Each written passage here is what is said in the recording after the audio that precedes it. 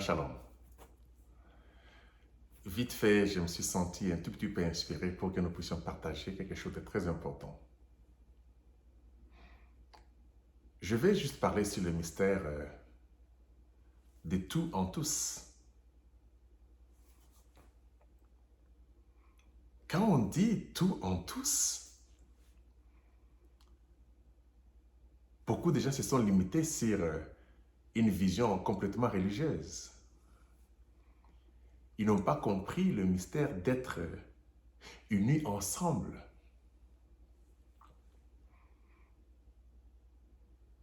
Quelqu'un m'a posé la question et me dit, Bro Life, qu'est-ce que la vérité? Je lui ai dit, la vérité est éternelle. Parce que elle est tellement sans commencement et sans fin que vous ne pouvez pas expliquer toute la vérité. Quand Jésus dit « Je suis la vérité », il disait tout simplement que la vérité est éternelle. Parce que le « Je suis », c'est l'éternel. Vous ne pouvez qu'avoir les perceptions de la vérité et non toute la vérité en tant qu'humain. Et si vous devez vous identifier aussi, quand on dit vous êtes être humain, il y a le verbe être. Être vivant, il y a le verbe être. Tout le monde applique le verbe je suis. Tout le monde. Je peux te dire je suis, tu peux me dire je suis, ainsi de suite. Nous sommes tous les je suis. Nous sommes tous les êtres. Être, c'est un verbe présent. Au lieu de dire vous êtes tous les verbes, on dit vous êtes les êtres. Être vivant, c'est le verbe vivant. Vous êtes présent. C'est une éternité. Mais une éternité dans plusieurs perceptions. Alors, ça sera très difficile que quelqu'un vous dise « Je connais toute l'Australie ». Non, même un Australien lui-même n'a jamais été dans tous les coins de l'Australie. Quand je dis tous les coins de l'Australie, c'est-à-dire qu'en détail.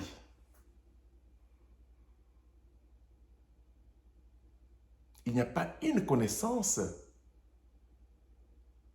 parfaite. Parce que la connaissance parfaite, c'est la connaissance éternelle.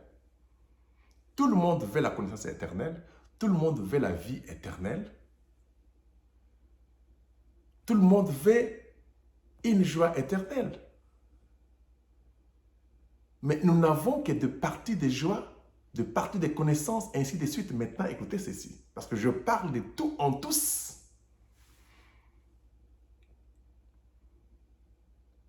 J'aimerais que vous puissiez comprendre, parce que quelqu'un m'a posé la question. Alors, est-ce que tu connais toutes les choses? Je lui ai dit, si je suis toutes les choses, c'est que je connais toutes les choses. Il me pose la question, comment peux-tu être toutes les choses? Je lui ai dit, par la sensation, par exemple, je peux prouver que la banane qui est sur la table ici n'est pas moi. N'est-ce pas? La personne dit oui. Je dis, mais la banane là, par rapport à mes yeux, par rapport à mes sensations, je trouve que la banane est en dehors de moi. Mais en réalité, la banane est moi. Il dit, comment tu peux expliquer ça? Je dis, bon, j'ai pris la banane, j'ai mangé la banane. Je dis, tu vois, maintenant que la banane est en moi, la banane est devenue moi. L'eau est séparée de vous lorsqu'elle est en dehors de vous. Mais une fois que vous la buvez, vous devenez cette eau-là. Cette eau-là devient vous. L'air, elle devient vous lorsque vous la respirez. La nourriture peut être à l'extérieur de vous, mais une fois que vous la mangez, cette nourriture devient vous. C'est pourquoi on dit que vous devenez ce que vous mangez. Les gens ne comprenaient pas. Vous devenez ce que vous entendez. Donc, pendant que la parole est en dehors de toi, C'est comme si elle n'est pas toi, mais en réalité, cette parole est potentiellement toi. Jusqu'à ce que tu l'entends, elle devient toi. La nourriture n'est pas toi jusqu'à ce que tu la manges et elle devient toi. Mais en réalité, cette nourriture, c'est une partie de toi. Parce qu'il y a compétalité.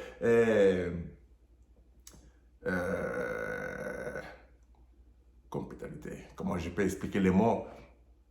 C'est compatible. Parce que si la nourriture n'est pas compatible à vous, vous ne pouvez pas la manger.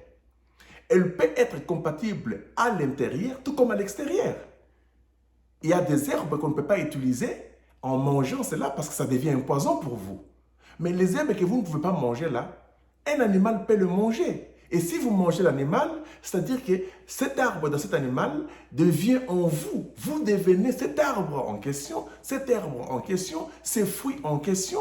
Et même si vous l'appliquez sur votre peau pour une certaine maladie, elle entre en vous. Cette peau ici conçoit ou bien absorbe l'herbe et l'herbe devient vous.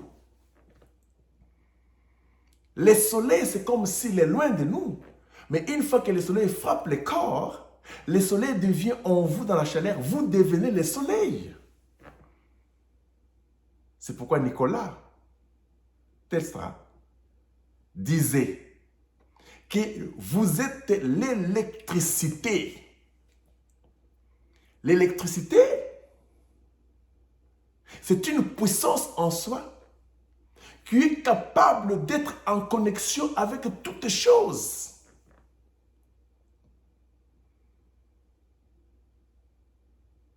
Je suis en train de vous expliquer tout en tous. Vous voulez connaître toute l'Australie? Vous devez vraiment monter en haut, tout en regardant en bas. Vous allez voir toute l'Australie, n'est-ce pas? Mais ça ne sera qu'une perception parce que vous ne pouvez pas voir en dessous de l'Australie. Ça dépend de la position où vous êtes. Vous ne pouvez pas voir certaines parties de l'Australie, mais vous pouvez voir l'Australie, c'est cette facette ici. Donc, vous ne pouvez pas voir la chose, même si vous voyez la Terre au loin, vous pouvez voir que la perception d'un côté, où vous devez tourner toute la Terre et entrer dans la Terre pour comprendre la Terre. Or, la vérité, c'est toute l'humanité de ce qui est visible et invisible. Et quand on parle de l'humanité, on voit toutes choses. Il y a les insectes, il y a les arbres, il y a les herbes, il y a les fruits, il y a le poisson, il y a tout, alors tout. On a compris qu'il est pratiquement impossible de connaître toutes choses si ce n'est que devenir toutes choses. C'est pourquoi nous sommes liés d'une manière ou d'une autre. Et je explique à la personne, nous sommes en train de manger quoi ici? Le légume. Mais ces légumes ici ont été plantés sur la terre, là où il y a une vache qui était morte, où il y a des personnes qui étaient mortes. Et ces personnes-là sont devenues des légumes que nous mangeons aujourd'hui. C'est démontré en Allemagne, là où on avait tué beaucoup de soi-disant juifs, des humains. On les avait enterrés à un endroit. On dit, après quelques années, cet endroit a fait pousser des fleurs, des très belles fleurs que l'homme ne pouvait passer sans envier. Ces fleurs-là, c'était des corps de ces gens-là qui s'étaient morts, qui sont sortis sous forme de fleurs. Quand vous jetez la graine sur la terre, et comme nous retournons la poussière de la terre, nous devenons la terre que nous mangeons. Parce que quand on dit que vous mangerez de la poussière de la terre, on dit au serpent, vous mangerez de la poussière de la terre. Qu'est-ce que vous pensez comme poussière de la terre? C'est la nourriture que nous mangeons, ce sont les fruits que nous mangeons. Ils viennent de la poussière de la terre. Les herbes que nous mangeons, les légumes que nous mangeons, les animaux que nous mangeons, tous viennent de la poussière de la terre. C'est la nourriture du serpent. C'est ça notre nourriture que nous mangeons chaque jour ici. C'est le recyclage. Nous mangeons nous-mêmes d'une manière ou d'une autre. Si je retourne à la poussière de la terre, Un jour, pendant des années, quelqu'un viendra planter quelque chose là-dessus. Ça peut être un manguier, un avocatier. Et ça sera la poussière des Bro-Life qui va sortir sous forme d'un manguier. C'est pourquoi les gens parlent de la réincarnation, mais cette réincarnation, ils le parlent d'une façon, pas selon les sorts. C'est revenir sur la terre, non l'âme qui revient sur la terre, mais le corps qui revient sur la terre sous une autre forme. Tu peux redevenir sur la terre sous la forme d'un animal, d'un arbre, tout dépend de ce qui devait tomber là-dessus. Tu peux redevenir sous la forme, parce que quand on plante les noyaux d'un manguier, ou de la mangue plutôt, et que la mangue, les noyaux poussent, c'est la terre autour de là où les noyaux a été planté qui reforme cet arbre-là. Vous devenez le manguier.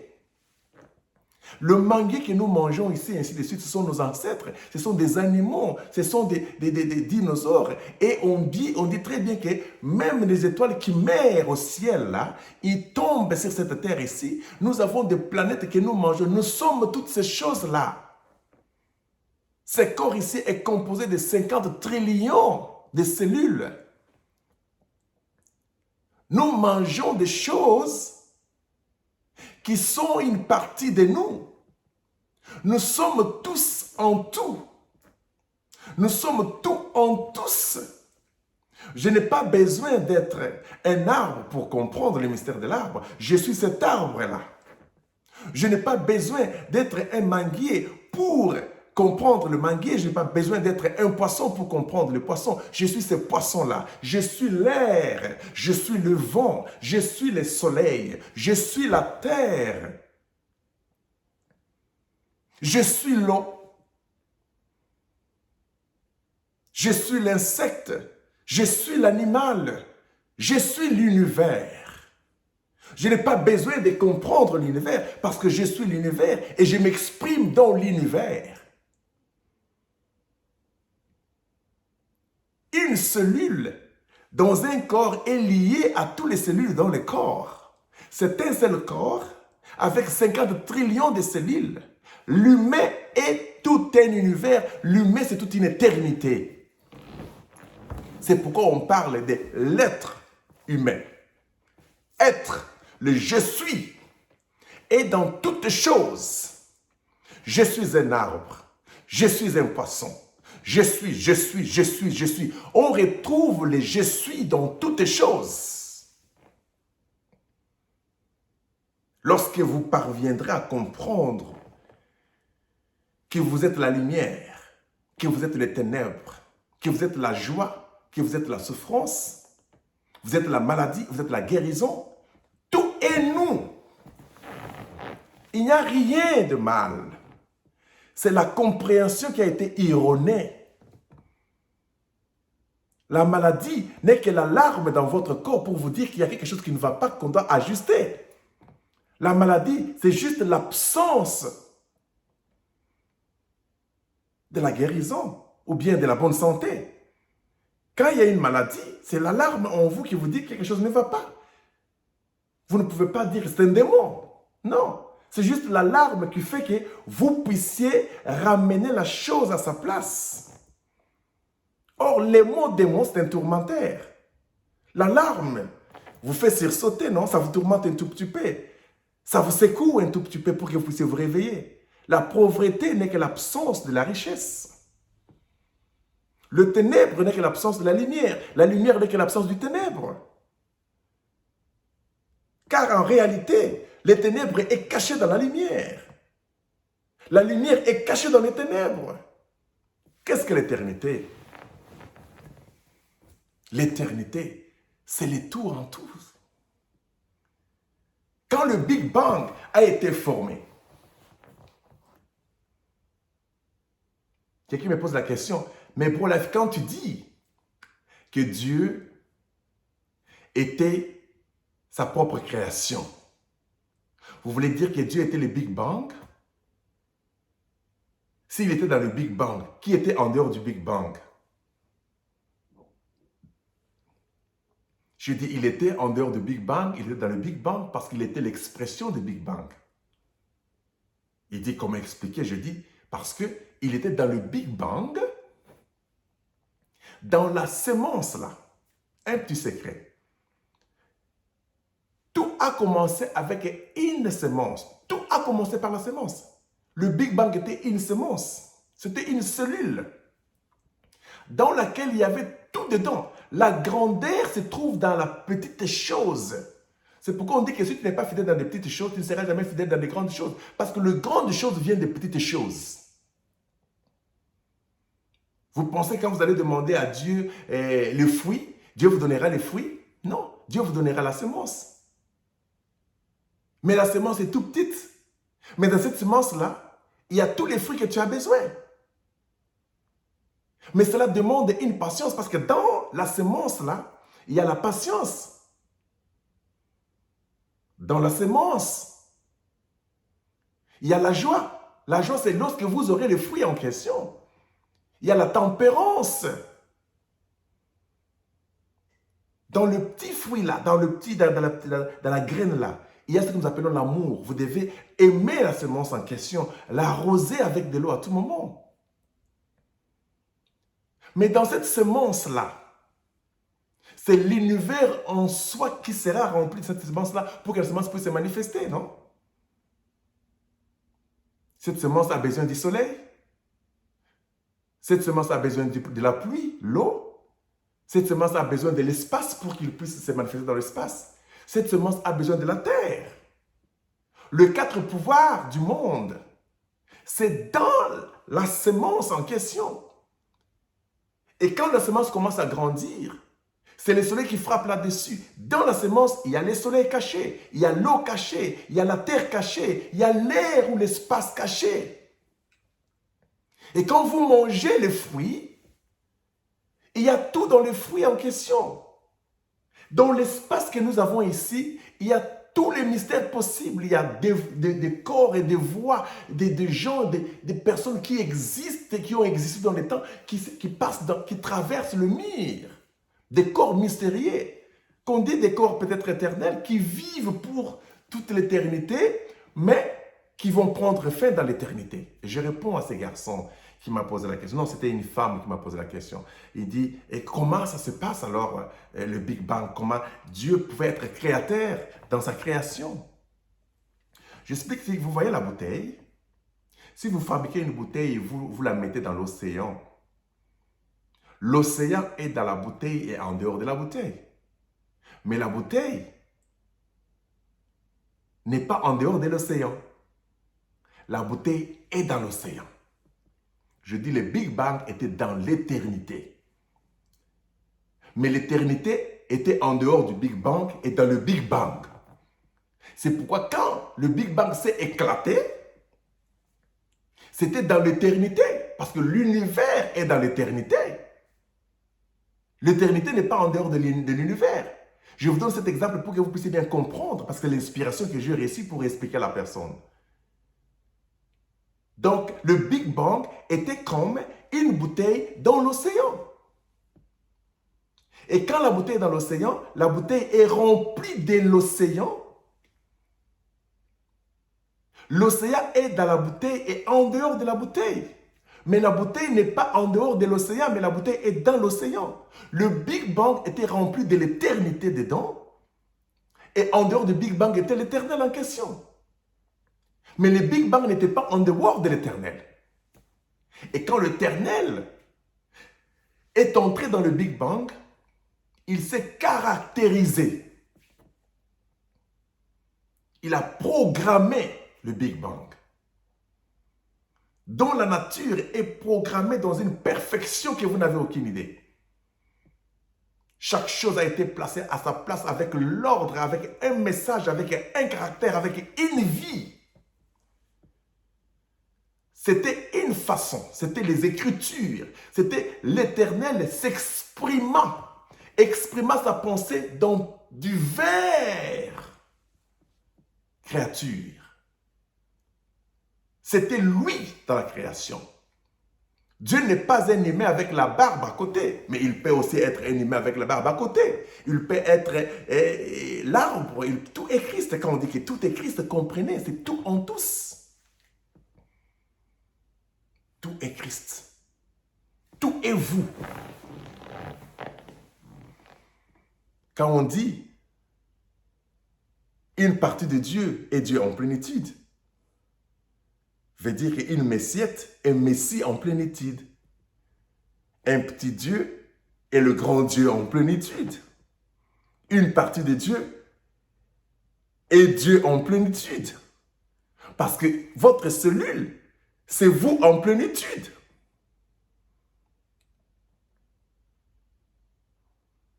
Donc, vous devez comprendre que vous êtes toutes choses. Vous êtes la souffrance, vous êtes le bonheur. Vous êtes les ténèbres, vous êtes la lumière. Vous êtes la maladie, vous êtes la guérison. Tout, c'est vous. Voilà les sceaux. Les sceaux, c'est tout ce qui a été laissé en suspense. C'est la compréhension, c'est une connexion à toutes les choses dans tous les niveaux possibles. L'univers que je ne vois pas, je n'ai pas besoin de le voir parce que c'est l'univers que je ne vois pas est lié en moi. Nous étions tous une lumière au commencement. Et cette lumière s'est explosée, est devenue de parties différentes, comme une femme peut dire, « Oh, j'ai besoin que tu me donnes un enfant. » Mais l'homme ne te donnera pas un enfant, l'homme te donnera la semence.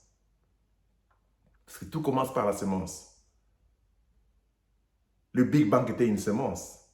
L'univers vient d'une semence. Et dans cette semence-là, il y avait toutes les choses. Par exemple, la semence, c'est déjà le plan de la rédemption dans sa totalité. Parce que dans cette semence d'un citron, ou je ne sais pas moi, la semence d'un avocat, il y a tout dedans. Il y a les herbes, les branches, les livres, feuilles, des fleurs, arbres, des fruits. Et ces fruits-là ont la même chose aussi, qui peuvent se multiplier, se multiplier, se multiplier, se multiplier. Donc vous comprenez que tout était une semence. La semence, c'était ça même le mystère du Big Bang. Quand vous ne comprenez pas que Dieu a représenté l'univers et le mystère du Big Bang dans chaque chose, où il démontre que lui, il peut se multiplier sans cesse.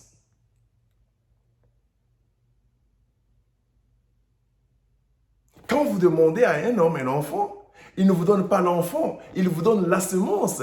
Et vous produisez la semence qui grandit par les étapes, les lois et le principe que vous devez respecter. Si on vous dit que l'enfant fera 9 mois pour devenir enfant que vous devez demander, vous avez demandé l'enfant aujourd'hui, mais l'enfant ne vient pas aujourd'hui. On vous demande, on vous donne la semence aujourd'hui. Et l'enfant vient après 9 mois.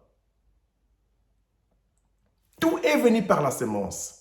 C'est pourquoi je vous ai dit un jour que même Adam était une semence. Tout était une semence. C'est pratiquement impossible que Dieu puisse former Adam comme ça directement. Non. Dieu a formé chaque semence. Toute semence était formée, c'est-à-dire était programmée. Écoutez les sots. Moi, je ne suis pas prédestiné. Mon corps est programmé. Mon esprit humain est destiné. Et mon âme est prédestinée. Il y a une différence dans la prédestination, la destination et la programmation. Les arbres sont programmés. Les animaux sont programmés. L'univers a été programmé. Chaque semence a été programmée.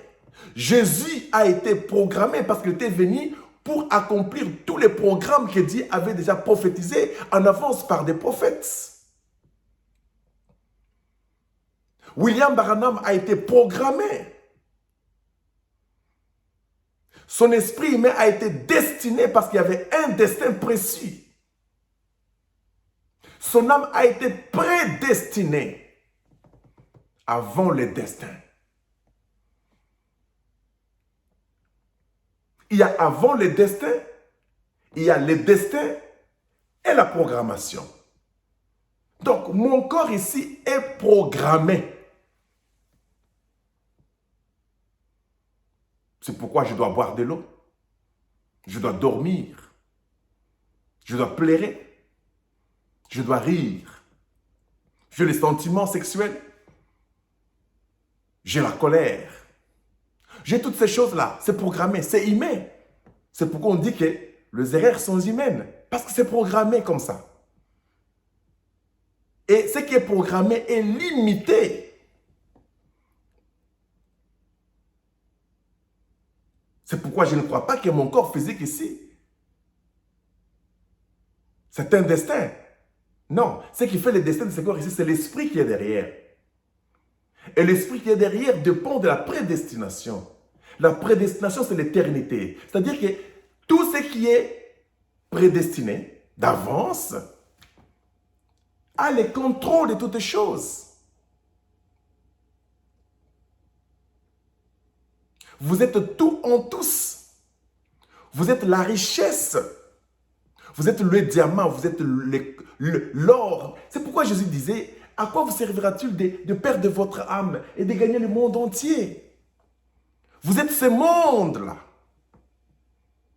Le monde entier est dans votre main.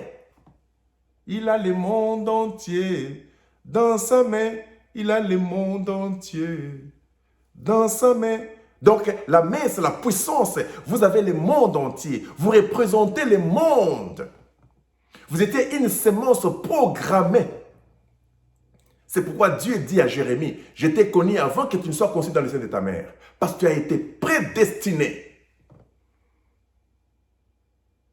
Mais quand tu es dans le sein de ta mère, je t'ai formé. Tu n'as voulu ni holocauste, ni sacrifice. Tu m'as formé un corps. Ce corps était programmé pour. Maintenant, on est venu avec les dons appropriés. On dit que c'était un corps qui était une divinité au service de la mort. Programmé. Jésus ne pouvait pas faire autrement. Il n'avait pas de choix que d'accepter le programme.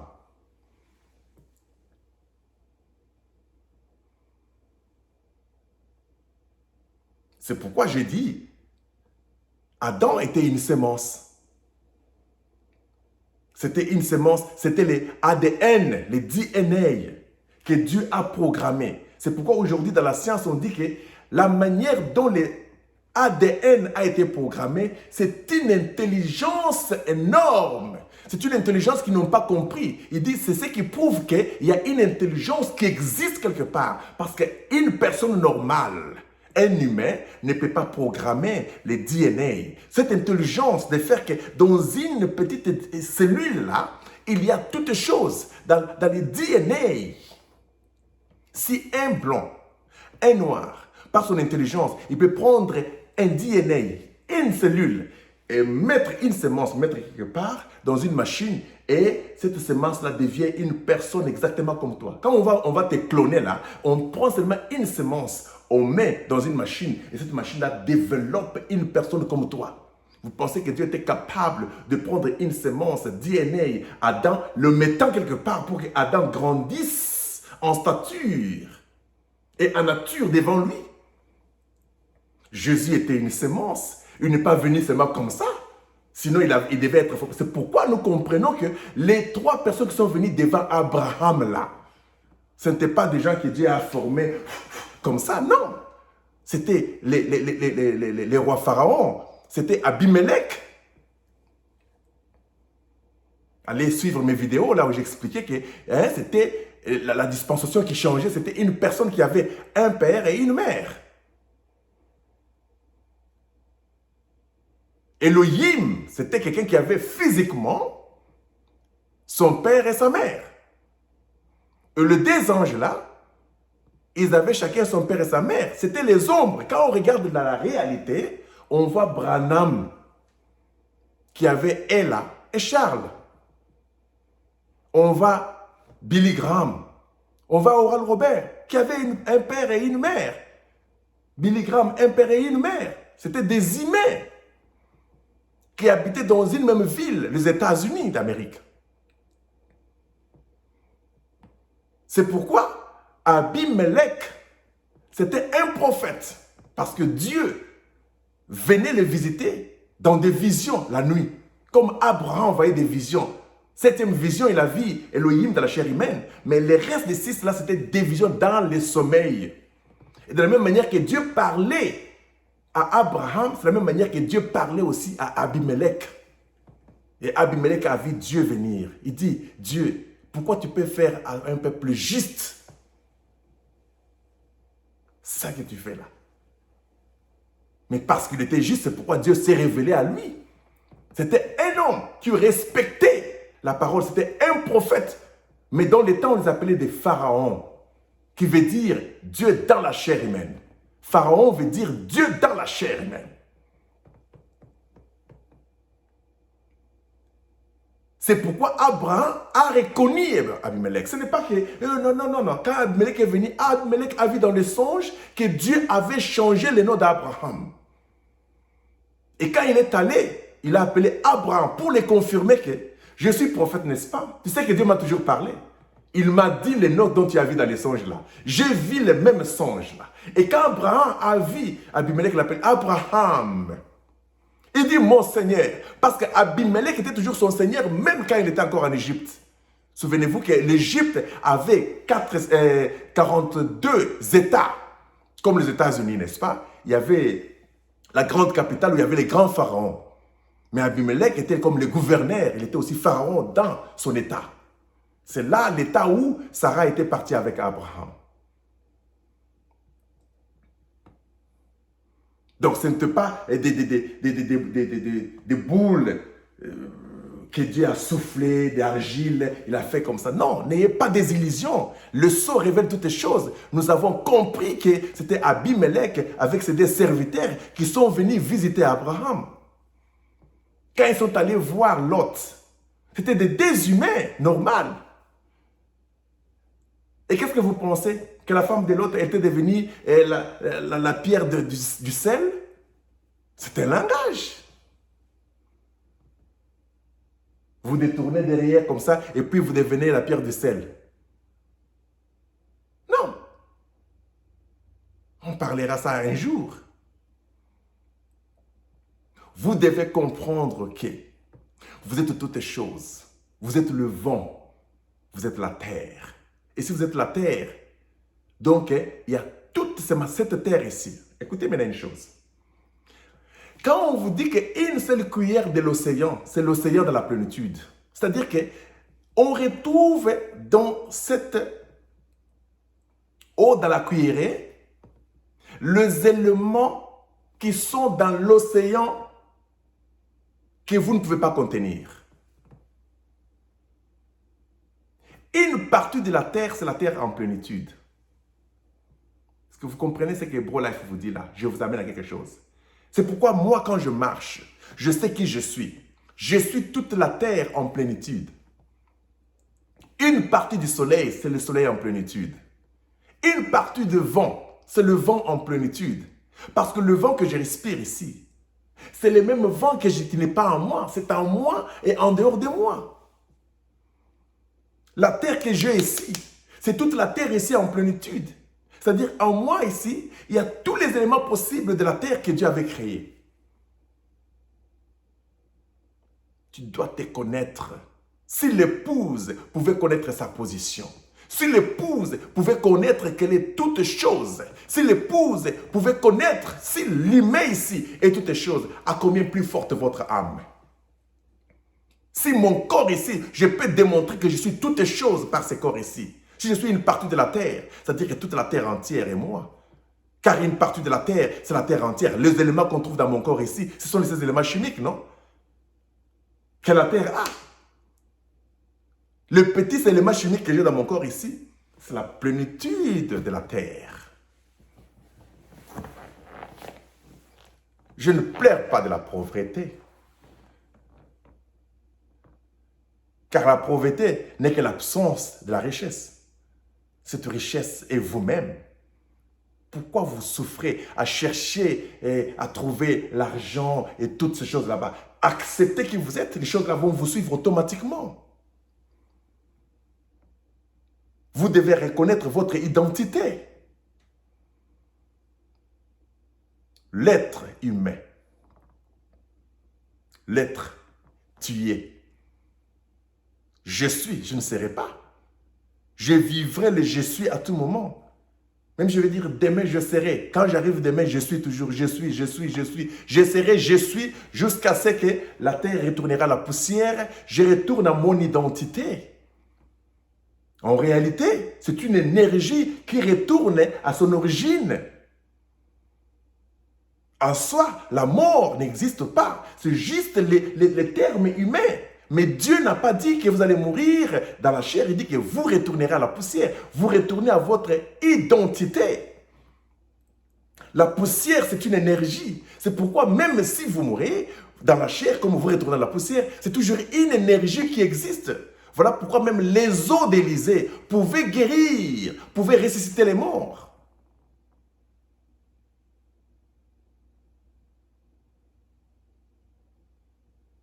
Vous êtes une électricité, en réalité. Vous pouvez allumer le monde. Quand Jésus vous dit, vous êtes la lumière du monde, il dit que vous êtes une électricité, vous êtes une lumière en soi. Est-ce que vous connaissez qui vous êtes vraiment?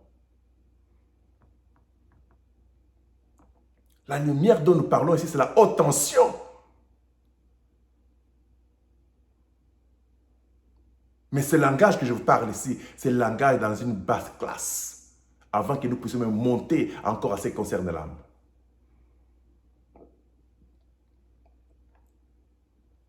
Avoir peur que la terre ici va passer, non. Écoutez, je vais vous dire une chose. Tout était lumière. Le Big Bang, c'était une grande énergie, c'était une grande et forte énergie. Nous sommes des énergies. Nous sommes des vibrations. Cette vibration a grandi des millions et des millions d'années. Et ça s'est éclaté. Où étaient les années? Vous pouvez donner l'âge à quelque chose? Mais quand la chose est placée, vous dites que le soleil a été dans le 4e jour? Mais c'est juste le placement en question dans le 4e jour. Le soleil a commencé le jour que le Big Bang a commencé. Moi, j'ai commencé le jour que le Big Bang a commencé. Je suis une poussière de Big Bang. Je suis né à la période du Big Bang. Je suis une partie de la graine Big Bang. Je suis Big Bang. Je suis une lumière du soleil. Je suis les galaxies. Les choses qui ont été laissées en suspense, c'est ça les sauts. Vous devez comprendre ces choses-là, que vous êtes le parole du livre. Et ça ne peut pas être des verbiages, des paroles. Ça doit être une expérience réelle. La souffrance, c'est vous. C'est pourquoi Jésus vous dit, prenez votre croix et suivez-moi. Moi, je suis descendu pour prendre la croix, pour vous montrer, je suis la souffrance. Je suis la mort. Je suis la vie. Vous êtes la mort, vous êtes la vie parce qu'il n'y a pas de vie sans mort. Il n'y a pas de mort sans vie. Nous sommes cela. N'ayez pas peur de la mort. La mort pour nous, c'est un gain. Parce que c'est dans la mort qu'on retrouve la vie. La semence n'a jamais eu peur de mourir. La semence a la joie de mourir parce que sa gloire se trouve dans la mort. Un maître, quand il devient maître, il comprend que le jour où le corps va tomber, c'est le jour où l'éclatement de ce qu'il est là. C'est-à-dire que c'est le Big Bang. C'est en tombant que la manifestation de ce que vous êtes là se manifeste, car nous avons plusieurs corps qui vivent dans plusieurs dimensions. Je suis le soleil, je suis l'étoile, je suis la lune, je suis l'arbre, je suis les herbes, je suis les poissons, je suis les animaux, je suis les insectes, je suis les oiseaux, je suis toutes les choses. Parce que toutes choses ont été tirées de l'homme. Le premier ou la première personne ou le premier être à exister physiquement sur la terre, c'était le DNA de l'homme. C'est dans le DNA de l'homme que tout était planté. Et cet homme-là, c'était Adam, qui est devenu aussi le Big Bang. Tout être humain, on dit d'un seul sang, tous les vivants ont existé. D'un seul sang, s'il vous plaît. Il n'y a pas deux sangs pour parler le sang du serpent et le sang d'Adam. Non, non, non, non, non, non. On dit que c'était compatible parce que compatible, c'est-à-dire que ça pouvait se marier. Dans le sens que l'esprit humain et le corps ici sont compatibles. Le sang, c'est l'esprit. L'esprit humain et le corps physique ici sont compatibles. C'est pourquoi vous vivez selon votre esprit humain. Les 5 sens de l'esprit humain sont liés aux 5 sens du corps. Chaque sens est une porte à une porte.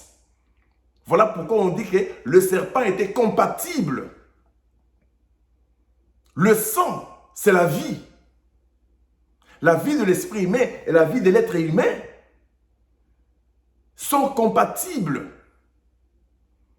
Mais d'un seul sang humain, de l'être ici, tout le monde est né. Nous venons d'un seul arbre. C'était notre Big Bang. Le Big Bang d'un humain, de l'être humain, c'était les corps Adam, c'était les DNA. Et les DNA étaient un petit... Vous ne pouvez pas voir votre DNA avec les yeux ici. Le DNA, c'est tellement petit que dans ce DNA-là, tous les corps humains, tout être humain vient de là. Nous sommes tous un seul corps. Tout être humain, qu'il soit blanc, jaune, rouge ou noir, nous venons tous du même Big Bang qu'on appelle DNA Adam. Et c'est une folie qui fait qu'il y a eu un seul mur, une seule famille. Mais il y a eu un esprit qui est descendu pour confondre la famille. Et on s'est dispersé en plusieurs racines, en plusieurs corps, en plusieurs, ainsi de suite, où nous sommes devenus ennemis de nous-mêmes. Mais en réalité, le cœur d'un blanc ou le membre du parti d'un blanc ou jaune ou orange peut sauver quelqu'un. Nous sommes tous le même. C'est pourquoi je parle, je dis qu'il y a une seule race humaine avec plusieurs couleurs. Il y a une seule race qui a apporté plusieurs diversités. Il y a eu un seul chien. De ces seuls chiens-là, les couples, ils ont donné plusieurs sortes de chiens sur la terre. Tous les chiens que vous voyez, différents chiens, chauds, grands et tout ça, ils viennent d'une seule semence. Dieu n'a pas créé le chien comme ça. Non, c'était une semence. C'est pourquoi on vous pose la question. La poule et l'œuf, qu'est-ce qui a existé avant? Non, mais c'est l'œuf qui a existé avant. C'est clair par le sang. Le chien était une semence. Le cheval était une semence. Tout était une semence. Et toutes ces semences-là venaient de ce DNA de l'homme. C'est pourquoi il y a de l'intelligence très avancée. Dans le DNA de l'homme, il y avait les caractéristiques de tous les animaux, tous les oiseaux, tous les arbres, tous les insectes, tous les poissons, toutes choses étaient dans le DNA de l'homme. C'est pourquoi l'homme était le maître de la terre. Est-ce que vous comprenez qui vous êtes? Quand vous êtes en train de plairer, en train de chercher des miettes à côté pour plairer, dire que je cherche l'argent, vous avez perdu votre identité. Rentrez d'abord, connaissez-vous qui vous êtes avant de partir. Vous cherchez l'argent, vous êtes cet argent-là en question. Vous cherchez la richesse, vous êtes cette richesse en question. Reconnaissez d'abord votre valeur. La valeur n'est pas en dehors de vous. La valeur est vous-même. Marchez comme le roi. Parlez comme le roi. Parlez comme un homme riche parce que vous l'êtes. Vous êtes une richesse incroyable. Pourquoi vous cachez-vous derrière les gens qui ne se connaissent pas encore? Pour que vous êtes peut-être et qu'ils puissent vous traiter comme, je ne sais pas moi, des esclaves. Le mystère de tout en tous, c'est vous. Vous êtes toutes choses. C'est ça la vérité. La vérité est éternelle. La vérité n'a pas de commencement, n'a pas de fin. Il n'y a personne qui viendra vous dire, ce que je vous dis, c'est la vérité. À moins qu'il comprenne ce qu'il vous dit. Parce que toute chose est la vérité. Mais chaque vérité est une perception de la grande vérité. Parce qu'en réalité, une partie de la vérité est la vérité en plénitude. L'arbre, c'est la vérité. L'homme, c'est la vérité. Le poisson, c'est la vérité. L'oiseau, c'est la vérité. Car une partie de la vérité est la vérité en plénitude. Une partie du Big Bang est le Big Bang en plénitude. Une partie de Dieu est Dieu en plénitude. Grand Shalom. 45 minutes me suffit. C'était Pro Life. Votre égal. Qui voulait juste vous faire voir qui vous êtes. La chose n'est pas encore vous quand elle est en dehors de vous. Mais quand vous la mangez, la chose devient vous.